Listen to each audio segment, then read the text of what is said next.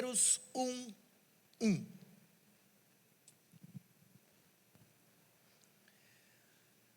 Uma vez que a sua Bíblia está aberta, agora eu peço para que você feche seus olhos e abaixe a sua cabeça. E nos próximos 20 segundos, com as suas próprias palavras, peça o Senhor para falar com você.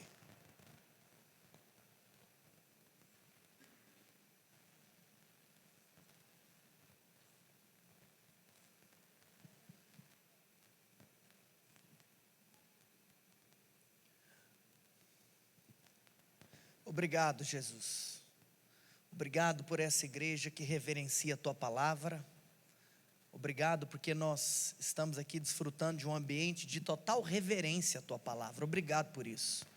E que nós não apenas reverenciemos ao estarmos em um ambiente público, mas que nós a pratiquemos no nosso contexto privado. Que dia após dia nós possamos viver os preceitos da Tua maravilhosa, soberana e perfeita palavra.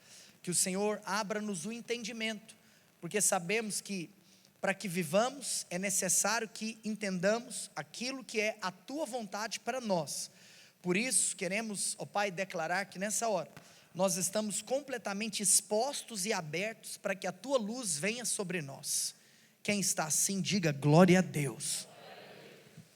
Eu vou fazer algo agora muito poderoso, porque eu quero ler com você o capítulo 1 inteiro. Então é uma leitura extensa, porque eu preciso que você tenha musculatura espiritual para ouvir a palavra de Deus. Então acompanhe comigo aí na sua Bíblia. Se porventura você está usando uma Bíblia digital como a minha, coloca também no modo avião para que Satanás não alcance vantagem sobre a tua vida, como Paulo nos ensina, para a glória de Deus. Se você está sem Bíblia, no domingo que vem traga a tua para a glória de Deus. E acompanhe comigo aqui em cima de mim, por enquanto ainda com esse projetor no chão, colocado nessa parede. Futuramente teremos um painel de LED, para a glória de Jesus e para a vergonha de Satanás. Números capítulo 1, verso 1, pastor, hoje está engraçadinho. Aleluia. No segundo ano após a saída dos filhos de Israel do Egito, no primeiro dia do segundo mês, que coisa linda a palavra de Deus, falou o Senhor a Moisés, aonde? No deserto do Sinai, na tenda da congregação, dizendo: levantai o censo, diga comigo, censo, de toda a congregação dos filhos de Israel, segundo as suas famílias, diga comigo, famílias, segundo a casa de seus pais, contando todos os homens, nominalmente, cabeça por cabeça, da idade de 20 anos para cima, todos os capazes de sair à guerra em Israel, a esses contareis segundo os seus exércitos, tu e Arão. De cada tribo vos assistirá um homem, diga comigo, homem, que seja cabeça, diga comigo, cabeça, da casa de seus pais. Estes, pois, são os nomes dos homens que vos assistirão. E aí você tem uma série de nomes, que você talvez pode escolher para colocar no seu filho. Nós temos várias gravidíssimas aqui para a glória de Deus. Vamos lá para o verso 16. Estes foram os chamados da congregação, os príncipes das tribos de seus pais, estou no verso 16, os cabeças dos milhares de Israel. Então Moisés e Arão tomaram estes homens que foram designados pelos seus nomes, e tendo ajuntado toda a congregação no primeiro dia do mês segundo, declararam a descendência deles, segundo as suas famílias, segundo a casa de seus pais, contados nominalmente, de 20 anos para cima, cabeça por cabeça. Verso 19, como o Senhor ordenara a Moisés, assim os contou no deserto do Sinai, dos filhos de Ruben, o primogênito de Israel, as suas gerações pelas suas famílias, segundo a casa de seus pais, contados nominalmente, cabeça por cabeça, todos os homens de 20 anos para cima, todos os capazes de sair à guerra, diga comigo, todos os capazes de sair à guerra. Verso 21, foram contados dele, da tribo de Ruben, 46.500, dos filhos de Simeão, as suas gerações pelas suas famílias, segundo a casa de seus pais, contados nominalmente, cabeça por cabeça, todos os homens de 20 anos para cima, todos capazes de sair à guerra, foram contados, e aqui você vai ter a relação de tudo isso, do número de pessoas de cada uma das tribos, para a glória de Deus. Vamos lá para o verso 42, chegando aqui na última tribo, para fingir que a gente leu tudo. Dos filhos de Naftali, as suas 42. Dos filhos de Naftali, as suas gerações, pelas suas famílias, segundo a casa de seus pais, contados nominalmente 20 anos para cima, todos os capazes de sair à guerra, foram contados deles, da tribo de Naftali, 53.400. Foram estes os contados por Moisés e Arão, e os príncipes de Israel eram 12 homens, cada um era pela casa de seus pais. Assim, pois, todos, diga comigo, todos, os contados dos filhos de Israel, segundo a casa de seus pais, de 20 anos para cima, todos capazes de sair à guerra, todos os contados foram 603.550. Verso 47, já estamos quase encerrando a nossa leitura. Mas os levitas, diga comigo, levitas, segundo a tribo de seus pais, não foram contados entre eles. Os levitas foram contados, sim ou não? Porquanto o Senhor falara a Moisés, dizendo: somente não contarás a tribo de Levi, e nem levantarás o censo deles entre os filhos de Israel. Verso 50, vai ser algo que eu vou falar na semana que vem. Mas incube tu os levitas de cuidarem do tabernáculo do testemunho, diga aleluia, e de todos os seus utensílios, e de tudo que lhe pertence, e eles levarão o tabernáculo e todos os seus utensílios, e eles ministrarão no tabernáculo, e acampar-se-ão ao redor deles. Quando o tabernáculo partir, os levitas o desarmarão, e quando assentar no arraial, os levitas o armarão. O estranho que se aproximar, morrerá. Os filhos de Israel se acamparão, cada um no seu arraial, e cada um junto ao seu estandarte. Diga assim comigo: os filhos de Israel se acamparão, cada um, diga assim, no seu arraial, e fala junto com o seu estandarte. Só eu. Segundo as suas turmas. Mas os levitas se acamparão ao redor do tabernáculo do testemunho, para que não haja ira sobre a congregação dos filhos de Israel, pelo que os levitas tomarão a si o cuidar do tabernáculo do testemunho, e assim fizeram os filhos de Israel, segundo tudo o que o Senhor ordenara a Moisés, assim o fizeram. Glória a Deus, por homens que fazem tudo o que o Senhor ordena. Eu creio que Deus vai levantar nessa casa homens que fazem tudo o que o Senhor ordena. Verso 2, capítulo 2, versículo 1. Disse o Senhor a Moisés e Arão: os filhos de Israel se acamparão junto ao seu estandarte, segundo as insígnias da casa de seus pais, ao redor, de frente, diga comigo, de frente, para a tenda da congregação se acamparão. Palavra da salvação. Amém. Gente, olha aqui para mim, isso é palavra da salvação, amém? Glória a Deus. Olha aqui para mim, que alegria. Na semana passada, se você não esteve conosco e tem um desejo de receber ministrações a respeito disso, semana passada nós começamos nessa casa um estudo do quarto livro da palavra de Deus, o livro de Números. Nós temos proposto, no nosso tempo de edificação da igreja, de tempos em tempos, trazermos um livro específico, para que haja um estudo em cima desse livro. E então, neste final de ano, nós passaremos estes próximos meses, talvez 2 meses, 2 meses e meio ou 3 no máximo, estudando o livro de Números. Por quê? Eu disse na semana passada, porque nós acreditamos que a fase que esta obra está passando, a estação que a igreja Emaús está passando, é uma estação que se assemelha àquela vivida por esses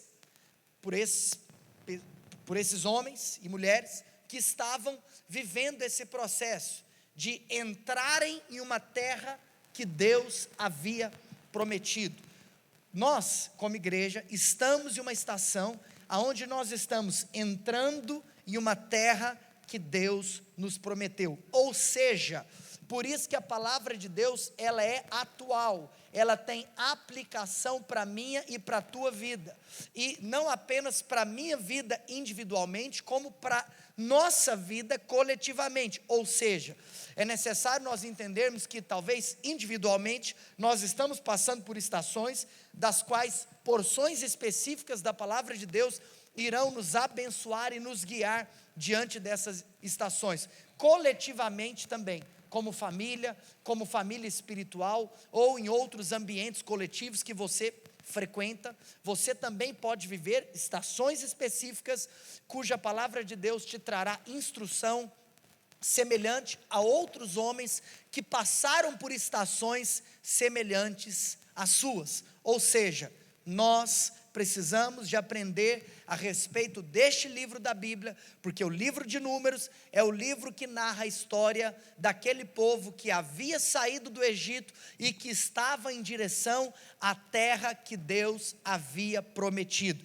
É claro que eu acredito que a grande maioria, 80%, 90% das pessoas que estão compondo aqui essa obra, não saíram do Egito agora, porque fazendo uma analogia, nós fazemos a analogia de que o Egito aponta para o mundo, que o Egito aponta para aquele tempo em que você não era salvo, e a grande maioria das pessoas que tem composto essa edificação, são pessoas que já eram salvas. De alguma maneira, aprove a Deus, na sua soberana vontade, nos alinhar para esse tempo, para esse momento, para essa estação, com essas pessoas, para fazer isso que nós estamos fazendo. Então, o aspecto semelhante do livro de Números ao que nós estamos vendo como igreja, não é o fato deles terem saído do Egito, não, mas é o fato de estarmos entrando em uma estação de promessas na nossa vida. Está claro isso? Então, eu preciso de considerar isso para aqueles que não estavam aqui semana passada, para você entender o porquê de nós estarmos fazendo isso. A partir do domingo que vem, não vou mais mencionar o porquê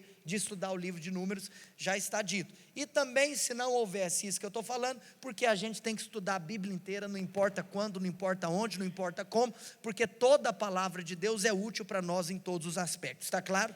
Amém? Então olha só, na semana passada eu fiz algo introdutório, eu falei sobre a autoria de Moisés, eu falei sobre o tempo que o livro foi escrito, etc, etc, etc. Agora, eu quero fazer um link na última coisa, que foi o último comentário que eu soltei domingo passado, e a leitura do primeiro capítulo nos mostra isso muito bem.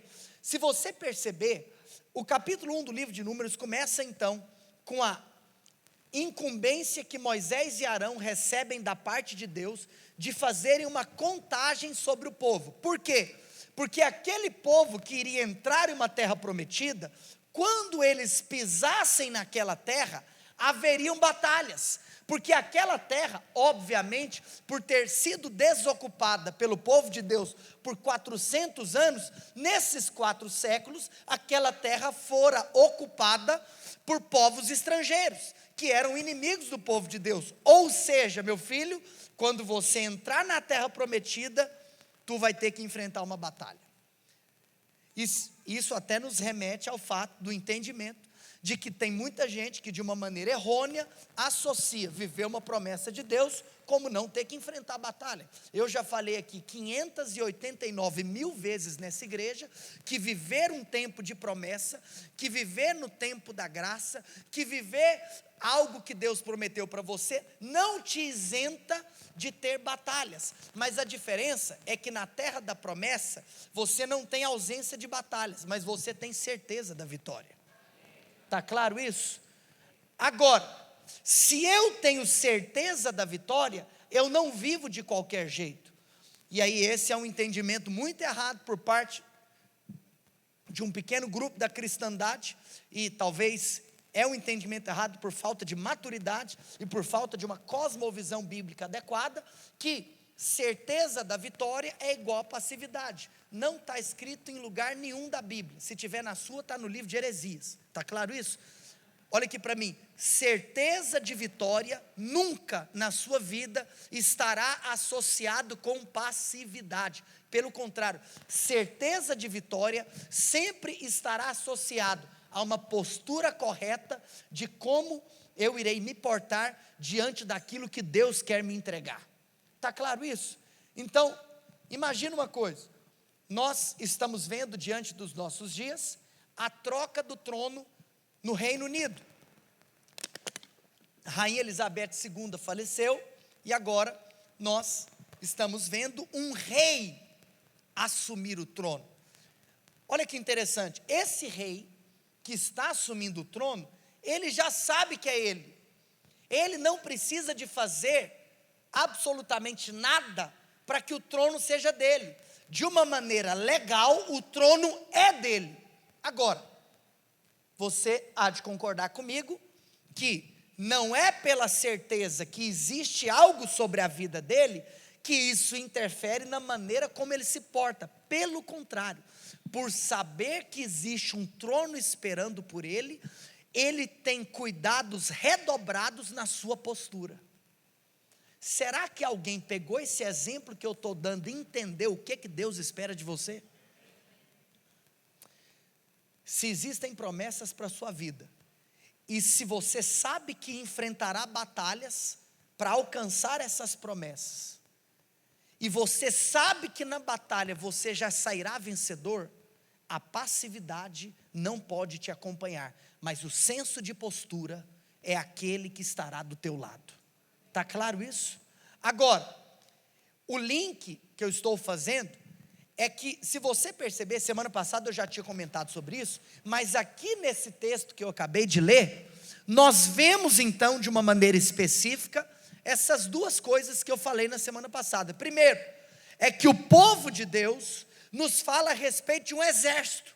Então, de uma maneira específica, por que Deus mandou Moisés e Arão contar ao povo? Porque ninguém vai para uma batalha sem saber com quantos soldados o exército pode contar. Então, um aspecto do serviço a Deus envolve a batalha espiritual. Um aspecto do serviço a Deus envolve o exército espiritual, envolve a sua postura como um soldado. Mas aí, você percebeu que bem no finalzinho da leitura, quando nós estávamos nos últimos versículos do capítulo 1, Deus então fala para Moisés e Arão que não era para ser contado aqueles que eram da tribo de Levi, os levitas. Por quê? Porque dentro do povo de Deus, ou do serviço a Deus, você tem o aspecto do exército e você tem o aspecto do ministério levítico. E que dentro desse ministério levítico abrange o ministério sacerdotal, até porque os sacerdotes são levitas, e um dia eu já ensinei isso aqui, e no domingo que vem eu vou até falar mais sobre isso, até porque os sacerdotes são aqueles que são descendentes de Arão, e Arão era da tribo de Levi, então todo sacerdote automaticamente é levita. Porque se para ser sacerdote tem que ser descendente de Arão, e Arão é descendente de Levi, logo todo sacerdote é levita. Está claro isso? Agora, o ponto então que nós tocamos, e é o ponto inicial, é esse. É que nós, como cristãos, temos o entendimento de que nós somos contados para uma obra específica, de que nós nos alistamos para uma batalha específica. Ou seja, você está aqui nesse lugar, você tem que ter uma postura de falar, eu estou aqui, conta comigo. Deixa eu dizer algo para você, você tem que ter compromisso. Crente tem que ter compromisso com a sua respectiva igreja local. E ao falar isso, eu não estou falando de igreja Emaús, pelo amor de Deus. Eu estou falando de qualquer pessoa com a sua respectiva igreja local. Tem algum lugar, meu filho, que alguém tem que contar com você para aquilo que está sendo feito. Você sabe, com muito amor e carinho, e essa é uma mensagem para a cristandade. Eu não estou batendo em discípulo, pelo amor de Deus, eu devo minha vida para vocês em amor, porque eu devo amor. Vocês me amam demais? Ô povo que me ama, eu sou amado, por Deus e por vocês. Mas olha aqui para mim, todo filho de Deus tem que ter um entendimento. Eu preciso de pertencer, eu preciso ser contado. Por quê?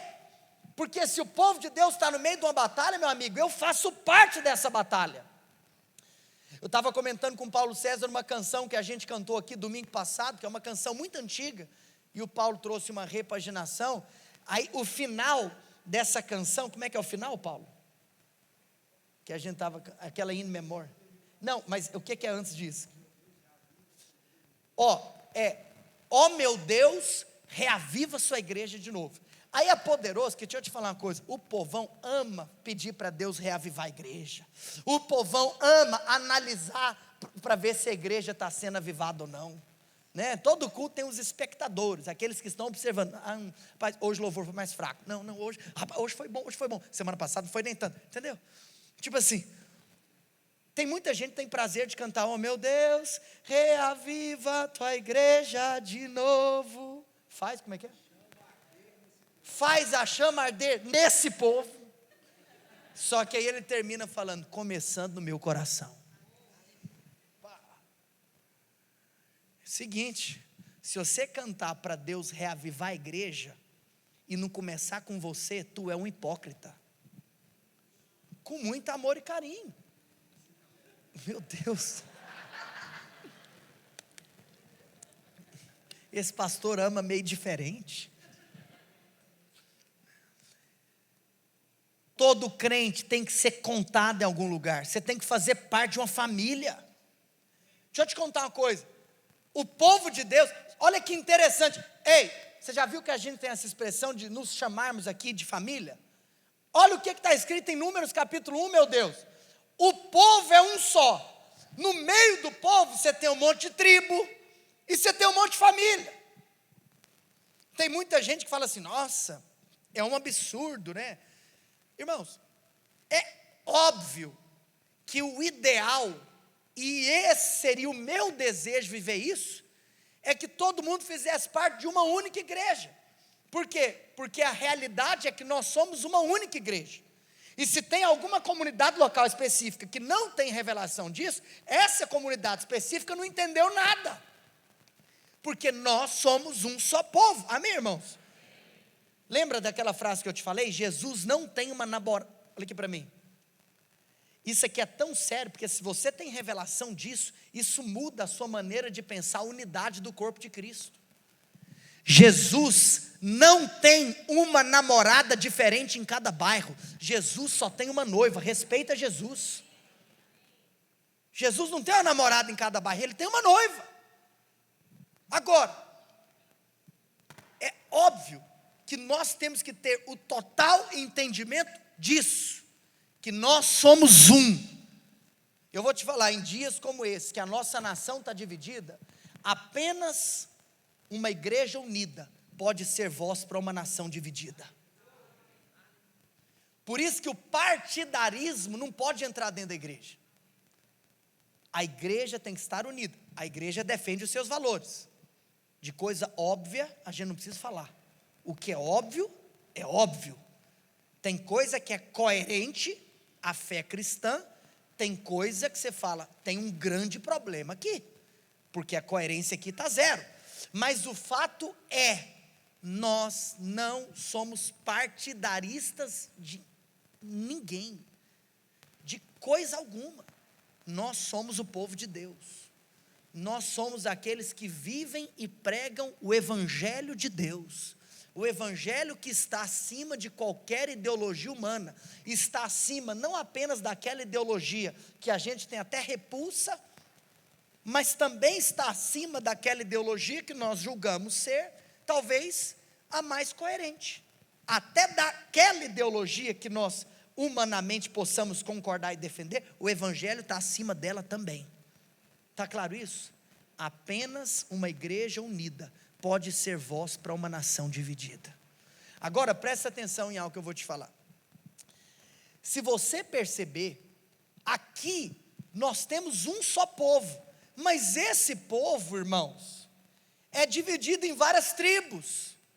E em cada tribo você tem famílias diferentes. Então, você não precisa de ficar que é o que eu estava falando, que algumas pessoas acham um absurdo total, porque você tem a igreja batista, você tem a igreja presbiteriana, você tem a igreja anglicana, você tem a igreja, sei lá, metodista, Assembleia de Deus, e é tanta ramificação, é tanto nome, é tanta denominação, mas olha aqui, nós somos um só povo.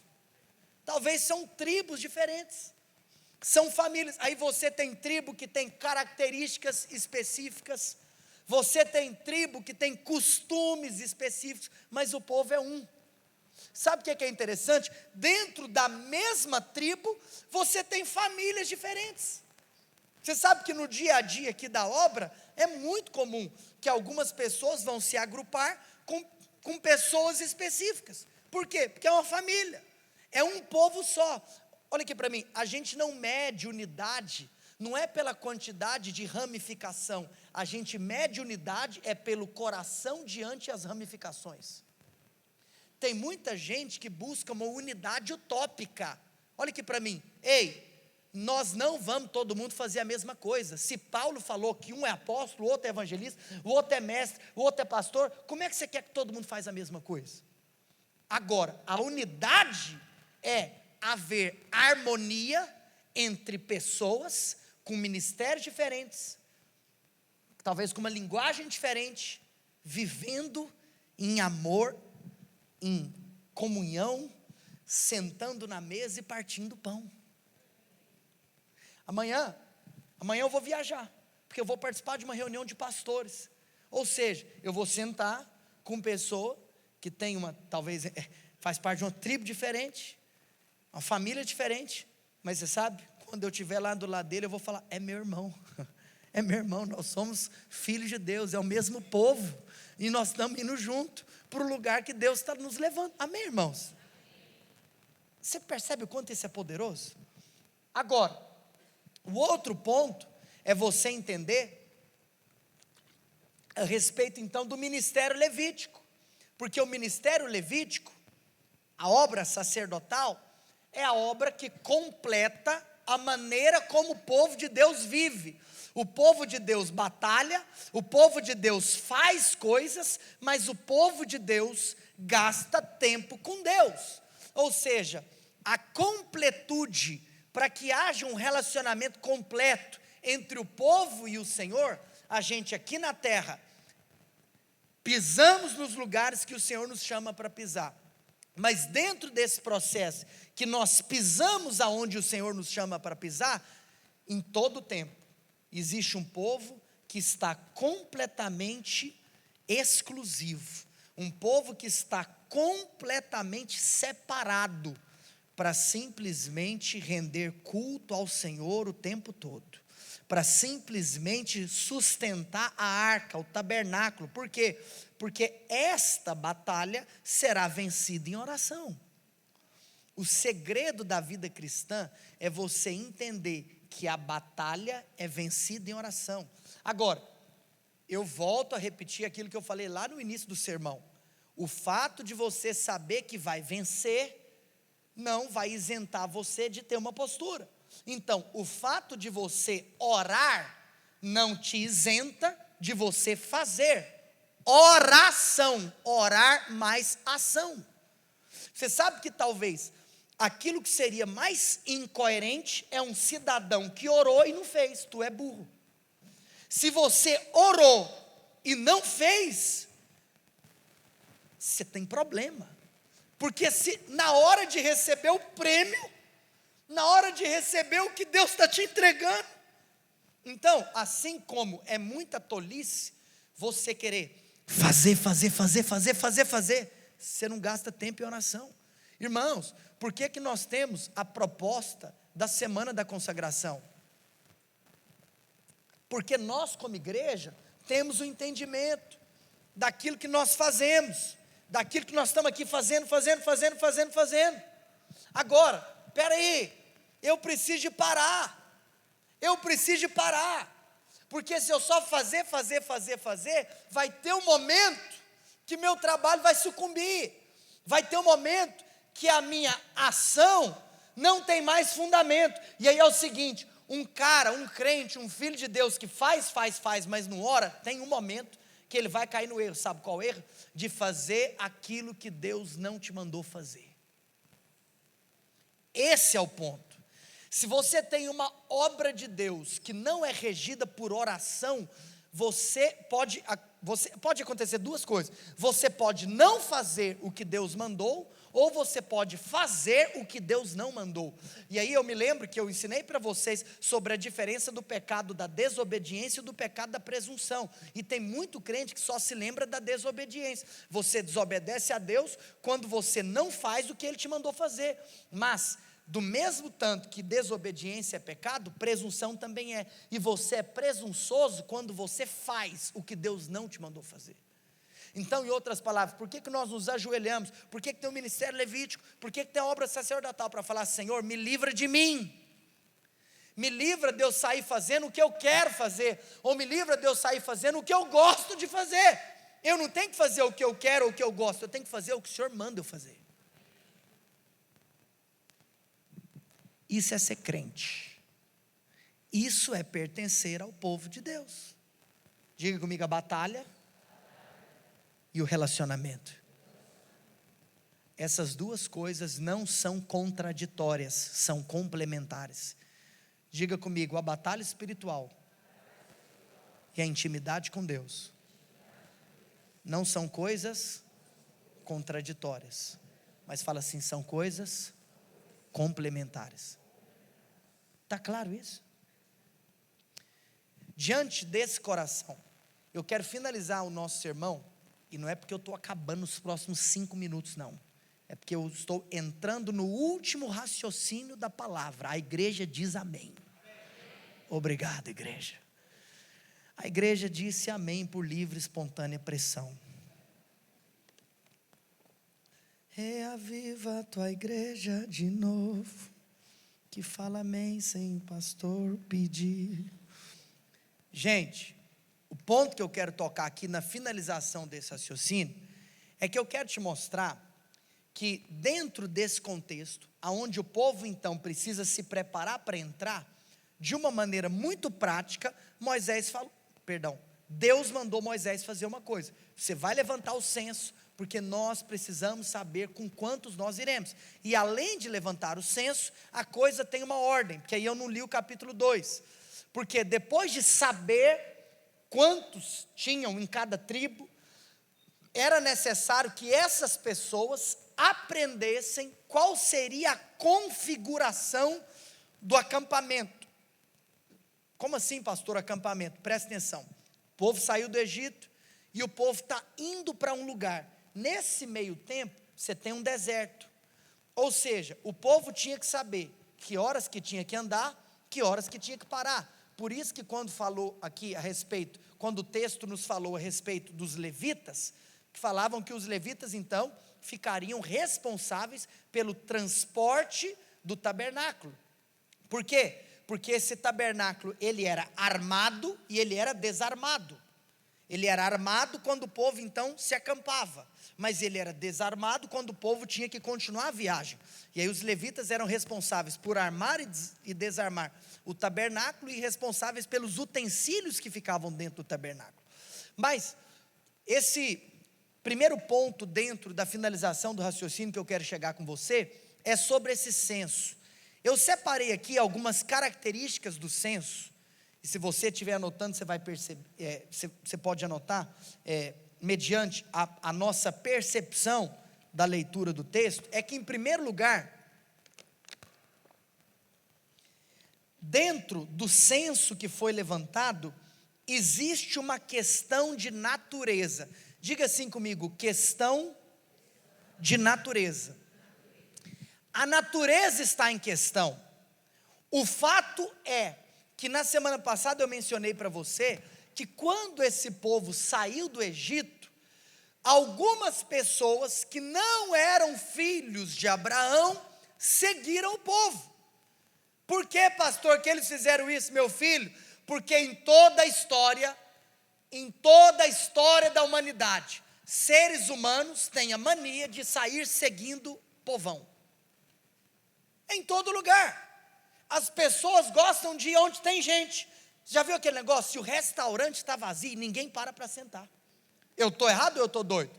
Agora, se você vê que tem fila é bom, é gostoso, porque você vê aqui não tem fila. O ser humano tem a tendência de querer se mover de acordo com aonde eles percebem a onda do povo. Está claro o que eu estou falando, sim ou não? Agora, quando você pensa em restaurante, não tem problema nenhum. Tem até uma inteligência por detrás no raciocínio. O ponto é que quando você pensa em senso de pertencimento em algum lugar, quando você pensa em atribuições, em responsabilidades, você na sua vida não tem que sair fazendo algo só porque todo mundo está fazendo. Você não tem que ir frequentando lugares só porque está todo mundo frequentando. Você não tem que se mover só porque está todo mundo se movendo. Porque o compromisso que Deus tem com o teu vizinho, muitas vezes é um compromisso diferente daquele que Ele tem com você. Às vezes seu vizinho está vivendo uma estação específica, está vivendo um tempo específico na vida dele, você está vivendo outro, e todas as vezes que você tem a mania de querer simplesmente seguir uma multidão, só porque está todo mundo indo para lá, eu estou indo, só porque está todo mundo fazendo isso, eu estou fazendo, só porque está todo mundo vestindo assim, eu estou vestindo, você muitas vezes vai fazer aquilo que não era para você fazer, você muitas vezes vai entrar em territórios que não era para você entrar, porque Deus treina pessoas específicas para entrar em territórios específicos, em tempos específicos. Por isso que quando você fala sobre viver para Deus, é viver do jeito de Deus, mas no tempo de Deus. E você tem que se lembrar que a coisa certa na hora errada é coisa errada. E não é porque é o tempo do cidadão que está do teu lado, que é o teu tempo também. Então, dentro desse contexto de raciocínio, Deus vira para Moisés e Arão e fala assim: Moisés, olha aqui para mim, ei, você que é pastor de igreja, eu tenho um recado para você. O número de pessoas que caminham com você não é o número de pessoas que estão sentadas ouvindo você pregar. Não é. Eu não me iludo.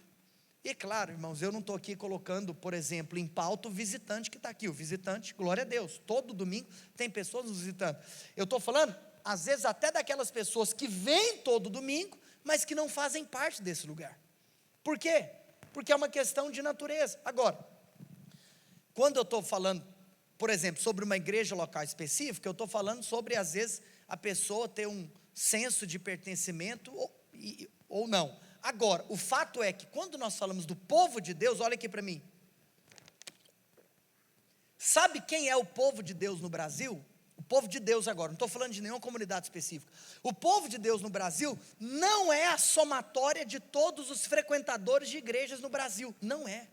O povo de Deus no Brasil é a somatória daquelas pessoas que nasceram de novo. Olha aqui para mim, essa semana eu vou postar um Reels no meu Instagram, falando uma coisa para você, que frequentar uma igreja não te faz um filho de Deus, nascer de novo te faz filho de Deus.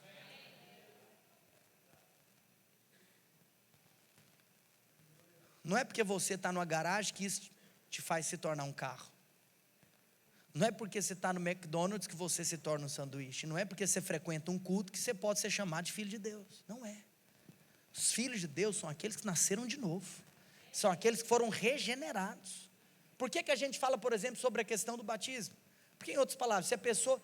Teve uma vez que eu estava conversando com uma pessoa e, com muito amor, eu estava explicando para ela. Porque ela me falou assim: pastor... Não, assim, eu acredito em Deus, eu acredito em Jesus, etc, etc, etc, mas eu não quero me batizar. E eu estava mostrando para ele que, no caso, não tem como isso acontecer. E eu falei para ele, e não era a tom de julgamento, pelo contrário, tom de amor, ensinamento, pregação. E eu fui explicar toda a doutrina do batismo para mostrar para ele. Presta atenção, se o batismo é uma confissão pública da sua fé, como que você diz que você acredita em alguém que você não tem coragem de dizer para os outros que você acredita? Então você não acredita. Então, em primeiro lugar, eu quero te falar algo. Em primeiro lugar, eu quero falar algo para que você tenha um entendimento de algo. A primeira questão, quando o censo é levantado, é a questão da natureza. Tem muita gente que saiu do Egito, mas que não era filho de Abraão. E aí, o massa é que daqui uns 3, 4 domingos, ou talvez 5 ou 6, eu vou te mostrar a confusão que esse povo que não deveria ter saído do Egito, causou no meio do povo de Deus. É por isso que tem hora que acontece até um negócio ruim, que é quando você tem que ter ousadia para pedir alguém para sair. Você sabe que todo mundo que lidera sempre tem prazer em chamar pessoas para entrar, mas os verdadeiros e maiores líderes são aqueles que têm ousadia de pedir para alguém sair. Sabe por quê? Porque existem momentos, existem circunstâncias que não pode ter mistura, porque se você muitas vezes, ou melhor, se você em alguns momentos, na realidade é muitas vezes, permite a mistura, em alguns momentos muito chaves, essa mistura que você permitiu vai causar o maior transtorno da sua vida. É por isso que pregando sobre números, eu te falo um princípio: você não pode ter numerolatria, você não pode ter a doença de ser viciado em números. Ou seja, agora, olha que engraçado, e eu estou falando isso num contexto do capítulo que nos ensina a respeito de contar, de números, mas você conta é para você saber a realidade, você não conta para inflar seu ego, você conta é para arregaçar manga, você não conta para pôr na capa do jornal. Se você entender isso, você vai perceber que quando você conta, o grande X da questão não é quantas pessoas tem, o grande X da questão é quantas pessoas são. Porque essa é a primeira questão, é a questão da natureza. Para ser, olha aqui para mim, aqueles que foram contados aqui, não foram aqueles que estavam andando com o povão, foram aqueles que eram filhos. É por isso que se você ler aquela parte que a gente pulou aqui na leitura do capítulo 1, você vai perceber uma coisa, que a quantidade que estava sendo mencionada, era de acordo com a tribo. Então olha só, os filhos de Ruben são tantos, os filhos de Azer são tantos, os filhos de Dan são tantos, os filhos de Simeão são tantos, os filhos de Gade são tantos, os filhos de Manassés são tantos. Em outras palavras, se tu não é filho de Manassés, se tu não é filho de Benjamim, se tu não é filho de Efraim, se tu não é filho de Ruben, se tu não é filho de Simeão, se tu não é filho de Gade, se tu não é filho de Issacar, se tu não é filho de Zebulon, se tu não é filho de nenhum desses, então tu não é filho. Então você não é filho. Você está entendendo o que eu estou falando? Porque no final, todos esses nomes, os nomes das tribos, quem são? Os filhos de quem? De quem? Os filhos de Jacó. Os filhos e os dois netos, né? Manassés e Efraim, que são os filhos de José, filho de Jacó. Ou seja, quem que é Jacó? Israel, nação de Israel. Quem que é a nação de Israel? Os filhos de Jacó. Quem que são os filhos de Jacó? Os filhos de Abraão. Deus tem uma aliança com seus filhos. Deus não tem uma aliança com todo mundo. Deus tem aliança com seus filhos. Por quê? Porque o mundo pecou. As pessoas pecaram. Então, se você quer entrar debaixo da aliança com Deus, você tem então que se submeter a essa aliança. Para se submeter a essa aliança, você tem que aceitar a eficácia vicária da cruz. Você tem que aceitar a obra da cruz. Quem não aceita a obra da cruz não está debaixo da aliança. Nós não somos universalistas. Deixa eu te contar uma coisa: o inferno existe e pessoas vão estar lá. E que Deus te livre de estar lá, e que Deus livre alguém que você conheça de estar lá. E é claro que eu tenho, obviamente, a certeza que 99% provavelmente daqueles que estão aqui não vão para o inferno. Mas eu só estou te falando uma coisa: para você pertencer ao povo, você tem que ter certeza de quem você é. O povo de Deus não é a quantidade somada de pessoas que frequentam e sentam no banco de uma cadeira de uma igreja cristã. O povo de Deus são aqueles que nasceram de novo, porque a primeira questão do censo é a questão da natureza. Segunda questão do censo. Se você perceber, como aqui de uma maneira específica está tratando a respeito de uma batalha que seria enfrentada, e nós estamos levantando um número de pessoas que irão compor um exército. Lembra que quando tem até nesse capítulo, tem uma repetição muito grande, contados, cabeça por cabeça, sim ou não? E aqui está escrito o seguinte, que quando era contado de cabeça por cabeça, tinha que ser homem acima de quantos anos? Está aqui escrito, 20 anos. Por quê? Porque se existe a questão da natureza, então, ó, biblicamente você já entendeu a questão da natureza. Só eram contados quem era filho, né, de alguma tribo. Então, no final das contas, filho de Abraão. No povo de Deus, só é contado quem nasceu de novo, quem é filho de Abraão. Nós somos filhos de Abraão, espiritualmente falando, amém? Você lembra, eu já falei isso também 580 mil vezes, que quando Deus fez uma aliança com Abraão, aquela coisa toda, Deus deu uma visão para Abraão, sim ou não? Qual que foi a visão para Abraão? Abraão, olha para a areia e a estrela Por que Deus mostrou tanto a areia quanto a estrela? Porque é como se espiritualmente falando, Abraão tem 2 filhos. A areia da terra, ou a areia do mar, aponta para os filhos naturais de Abraão, o povo de Deus da terra. Os filhos naturais de Abraão são literalmente os israelitas, aqueles que são descendentes de Abraão. Se você for lá em Israel, e não é por nada não, mas tem surpresa vindo por aí, viu? Depois eu conto. Não é para... Depois eu conto. Olha aqui para mim. Deixa eu falar algo para você. Se você for lá em Israel, ou melhor, quando você for em Israel, tem gente que recebeu. Quando você for em Israel, senta para conversar com um judeu. Eita, o cara vai esfregar na tua cara. Ele vai pegar a cadeira e vai esfregar no seu nariz. Eu sou filho de Abraão. Ele sabe quem ele é. Ele sabe o que é ser filho de Abraão. Mas Deus falou para Abraão olhar para a areia na terra. Mas Deus falou também para Abraão olhar para quem? Para a estrela no céu. Por quê? Porque Deus tem um povo na terra e Deus tem um povo no céu. Sabe quem são as estrelas no céu? Vai lá ler Apocalipse capítulo 1. Vai ver quem são as estrelas. Porque tem um que anda no meio delas.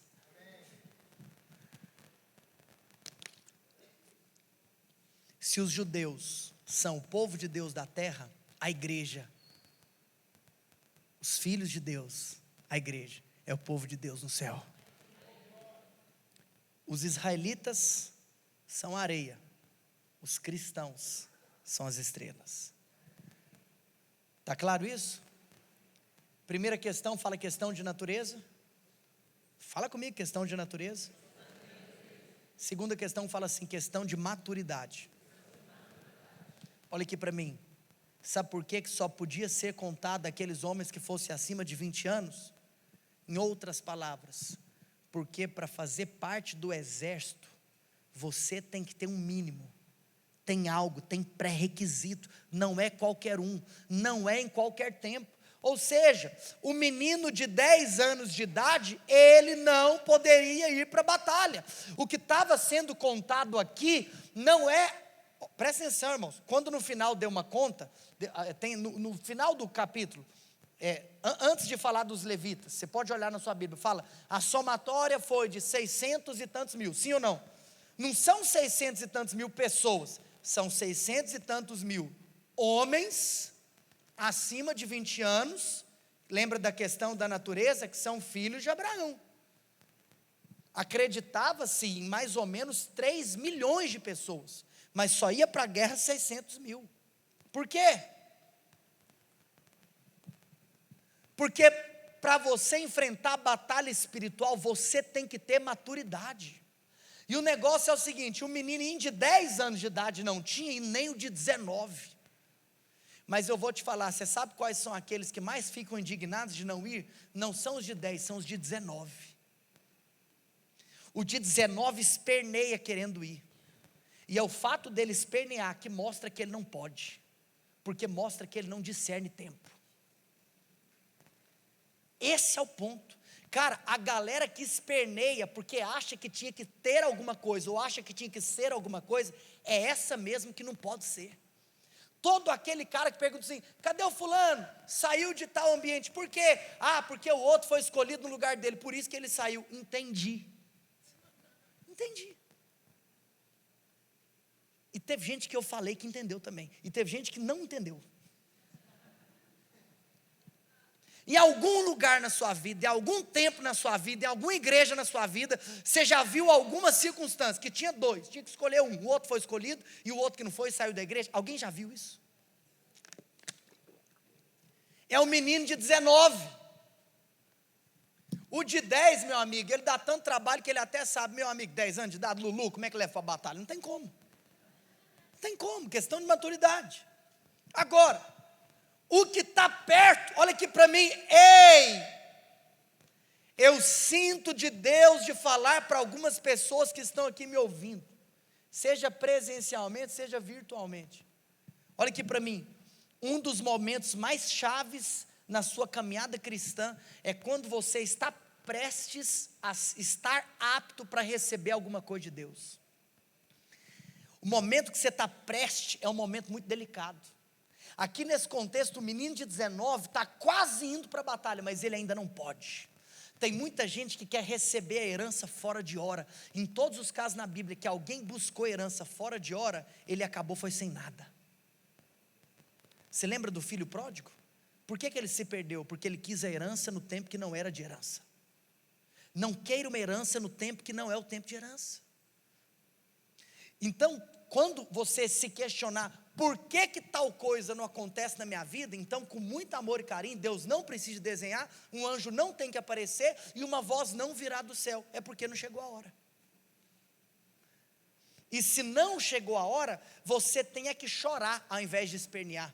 Mas aí eu não estou falando de chorar de rebeldia, eu estou falando de chorar de quebrantamento. Olha aqui para mim, uma coisa eu vou te dizer. Todas as pessoas que estão prestes a entrar numa estação, que estão prestes a assumir uma posição, que estão prestes, você vai derramar lágrima, ou de rebeldia ou de quebrantamento. Que Deus te abençoe. Palavra da salvação. Ei, tem que ter 20 anos, tem que ser maduro o suficiente. Agora, sabe o que é engraçado? Vamos falar a verdade, vamos parar de rodear aqui? É que eu tenho certeza que deve ter aparecido uns lá, falando assim, eu tenho 19, mas eu sou maduro. Você sabe qual que é o ponto? Tem coisa, tem pré-requisito que você não vai entender o porquê de esperar. Porque, vamos falar a verdade, como eu falei, sem rodear, tem gente de 19 e tem gente de 19, sim ou não? Eu conheço pessoas de 19 mais maduras do que outras de 19. Eu conheço pessoas de 19 mais inteligentes do que outras de 19. Eu conheço pessoas de 19 mais bem treinadas, habilitadas, capazes do que outras. Mas não importa se tu é muito bom, se é muito capacitado, se é muito treinado, se é muito inteligente, se é muito sábio, se é muito isso. Se não tem 20, o problema é seu. Mas esse é o ponto, gente, pelo amor de Deus, quero te contar pela segunda vez, um anjo não vai aparecer, Deus não vai desenhar e tampouco você vai ouvir a voz dele de maneira audível. Vou falar igual o profeta Daniel, quem lê entende. Vamos para o terceiro e penúltimo time de adoração só para a galera ficar tranquila. Diga comigo, questão de autoridade.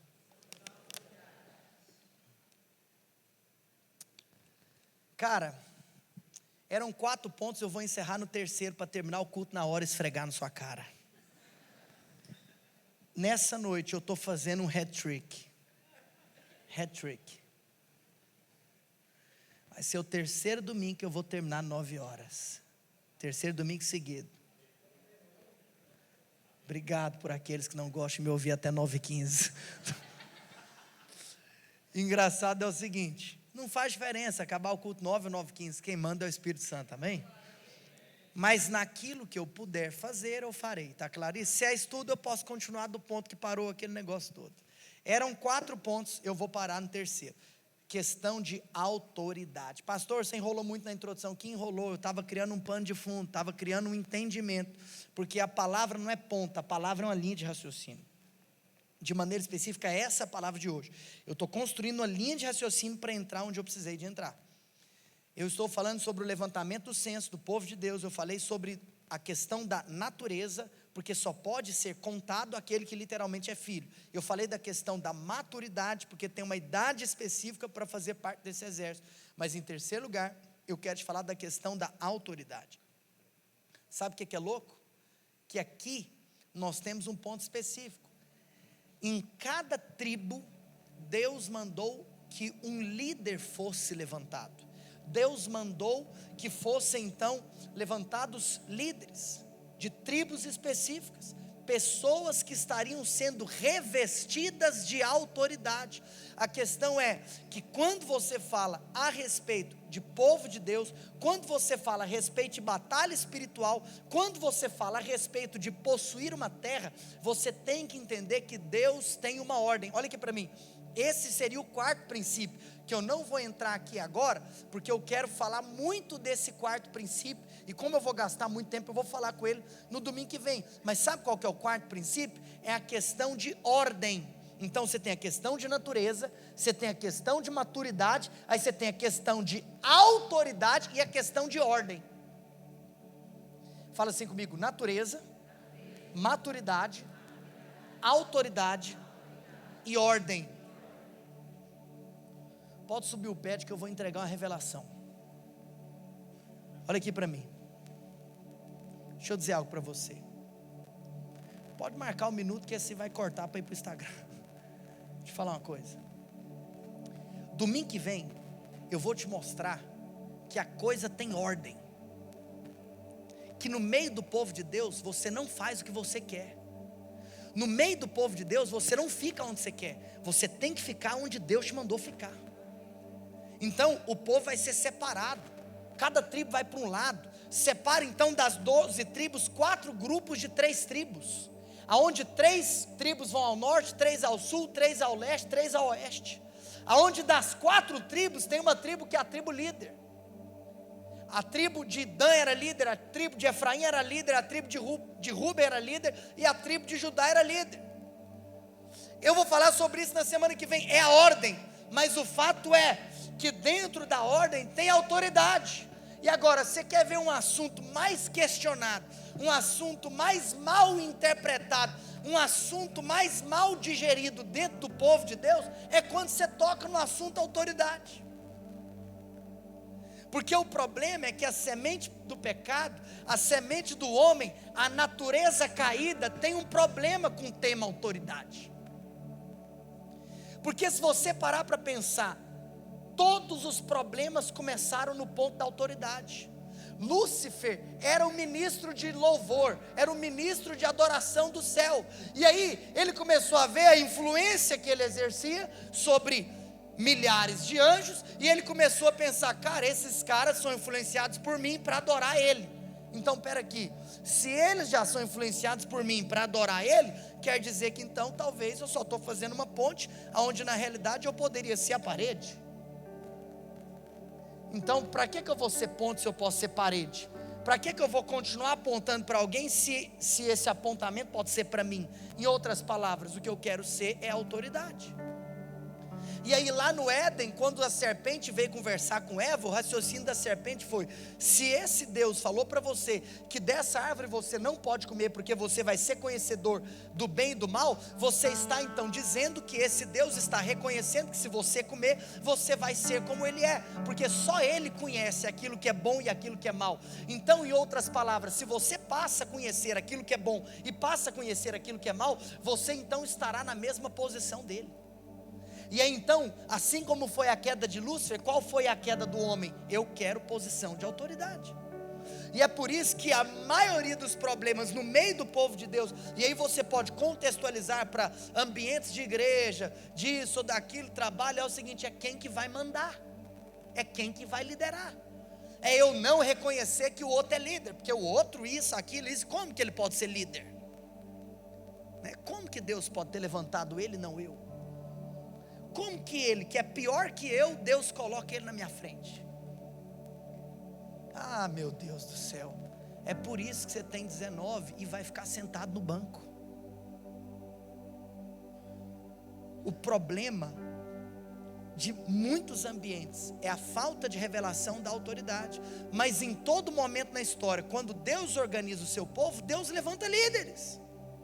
Agora, é óbvio que eu tenho um entendimento, que você tem um entendimento, que nós temos que ter um entendimento, e quem não entender isso, então bagunçou, foi tudo. É que liderança, autoridade no aspecto de liderança organizacional, não quer dizer superioridade aos olhos de Deus. Deus abomina o clericalismo.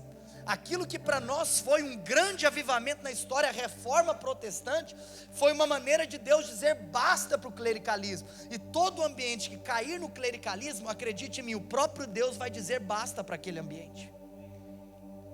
Então deixa eu te contar uma coisa, tem muitos homens que ficam indignados com algumas circunstâncias, com alguns lugares, e que querem fazer alguma coisa para aquele lugar cair, ou isso, aquele. Meu amigo, o que for para ser derrubado é Deus quem derruba. Se qualquer lugar que tem povo de Deus tiver problema com abuso de autoridade, deixa eu te contar uma coisa, Deus tem compromisso com o seu povo, acorda. Homens não precisam de derrubar líderes, porque a palavra de Deus fala que é Deus quem coloca e Deus quem tira. Você está me entendendo? A questão da autoridade muitas vezes é mal compreendido. Mas aqui tem autoridade, tem líder. Por quê? Porque Deus sabe. Às vezes, agora, presta atenção. Se você parar para entender a ordem que nós estamos falando, natureza, maturidade, autoridade. Só vai exercer autoridade quem tem maturidade. A autoridade é uma consequência da maturidade. Aí depois você tem a ordem. Agora, olha aqui para mim. Você nunca vai ter uma ordem clara se a liderança não está clara. Você sabe qual que é a ciência que eu tenho? Eu vou abrir o coração, por exemplo, de um dos maiores problemas que eu, pastor de uma igreja, que acabei de abrir uma igreja, enfrentei. Posso contar? Manual do pastor que abre uma igreja. O maior problema de todos. Se algum dia você for abrir a sua, eu vou te contar. É quando você tem que levantar líder. É um problema. E aí o que é engraçado? Que, por exemplo, tem alguns contextos, e aí que eu vou contar algo para você. Eu ia falar no Cultura Emaús, e eu vou falar em uma outra oportunidade, 9:1. Vou só falar isso para acabar. Eu vou falar sobre como que, espiritualmente falando, você levanta um líder. Mas uma percepção que eu tive no início da igreja é o seguinte, que alguns lugares que eu tinha dúvida sobre quem seria a liderança específica para aquele lugar, a coisa sempre ficou bagunçada. E se tem ainda algumas coisas bagunçadas, é porque ainda não tem líderes claramente estabelecidos.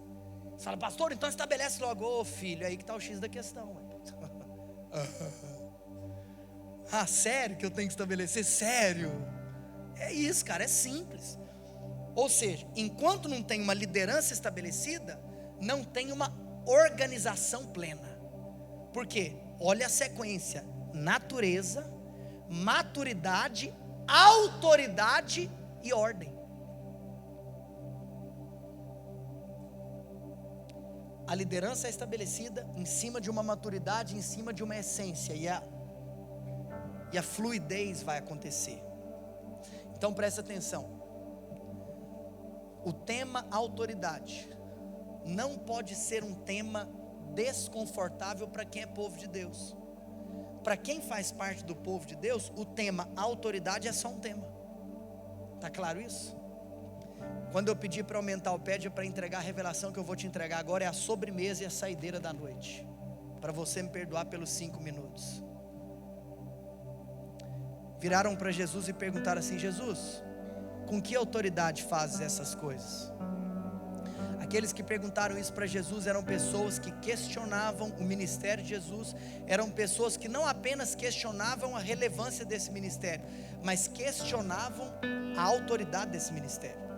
Em outras palavras, eles não estavam querendo saber com que autoridade Jesus fazia, eles estavam querendo saber por que você acha que você é o Messias, por que você acha que você é o enviado de Deus, por que você? Então o tema autoridade estava conflitando o coração dessas pessoas. Jesus faz uma das coisas que ele mais ama fazer, ele responde com uma pergunta, e ele vira para eles e fala assim: você quer saber com que autoridade eu faço essas coisas? Então eu vou te contar. Responda a pergunta, que nessa resposta você vai ter descoberto aquilo que eu estou te contando. E a minha pergunta é: o batismo de João é do céu ou é da terra? Então você, Jesus, com que autoridade você faz essas coisas? O batismo de João é do céu ou da terra? E aí então é aquele negócio, né? A hora que no meio do diálogo os camaradas deram as costas e foram se reunir entre eles. Aí eles começaram a pensar: pô, se a gente fala que o batismo de João é do céu, nós temos um problema, porque João apontou foi para ele. E se eu falo então que o rolê de João é um rolê de Deus, pois João estava batizando quando esse homem apareceu, pois então João testemunhou, João disse, João ouviu, esse é meu filho amado. Você concorda comigo? Eu não posso falar que o batismo de João é do céu. Por quê? Porque João testifica a respeito dele. Então, em outras palavras, por que eu estou questionando aquele que João confirmou? Então eu não posso falar que é do céu, porque senão eu estou meu atestado aqui de demência. Por outro lado, eles falaram assim: eu não posso falar que o batismo de João é da terra, porque todo mundo sabe que João é profeta. É inquestionável que João é do céu. É inquestionável que João é de Deus.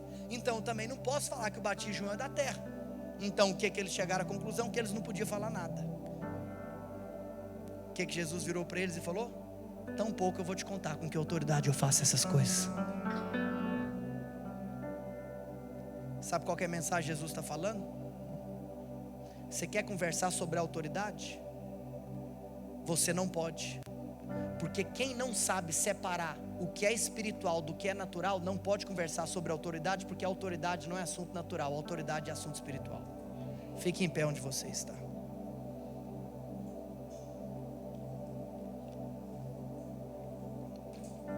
Sabe o que é louco? É quando você tem assuntos que não podem ser argumentados naturalmente, mas que precisam de ser digeridos espiritualmente. No exercício daqueles que são levantados por Deus, no exercício daqueles que são incumbidos por Deus de autoridade, acredite em mim, é porque tem alguma coisa espiritual por detrás. Quero que você erga suas mãos aos céus. Sabe por quê? Porque hoje, erga suas duas mãos aos céus, porque hoje eu estou falando para aqueles que são povo de Deus aqui na terra. Hoje eu estou falando para aqueles que fazem parte do povo. Eu estou falando para aqueles cuja natureza já foi regenerada. Eu estou falando para aqueles que foram, aqueles que nasceram de novo, aqueles que foram lavados pelo sangue de Jesus, aqueles cujos pecados foram perdoados e lançados fora. Eu estou falando para aqueles cuja eternidade será ao lado do Deus vivo, o Todo-Poderoso sobre Israel e sobre as nações. Eu estou pregando para um povo que está amadurecendo. Eu estou pregando para um povo que não se contentará com aquilo que possui, mas que tem o desejo de adentrar em novos territórios, de pisar em novas terras, de ter as suas fronteiras alargadas. Eu estou ministrando para um povo que sinceramente tem um desejo: Senhor, eu quero amadurecer, eu quero dar a resposta certa, Senhor, eu quero avançar. Eu não estou preocupado com coisas que talvez são os ímpios que se preocupam. Eu estou preocupado com aquilo que é o Senhor quem se preocupa.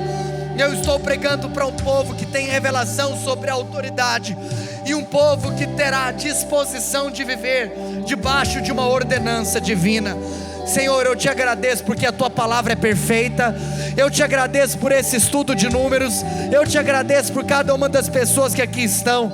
Eu te agradeço por essa igreja. Eu te agradeço por essa obra. Eu te agradeço por cada família. Eu te agradeço por cada profissional. Eu te agradeço por cada homem e mulher de Deus que está aqui. Você é abençoado. Você é cheio do Espírito. Você é cheio do favor e da graça de Deus sobre a tua vida. Aonde você coloca as mãos, você é abençoado. Aonde você pisa com a planta dos seus pés, você toma por herança. Se você levantar a sua mão sobre alguém que está enfermo, ele é curado. Se você beber alguma coisa mortífera, aquilo que você bebe não te faz mal, porque as portas do inferno não prevalecerão contra a igreja, porque maior é aquele que está em você do que aquele que é contra você.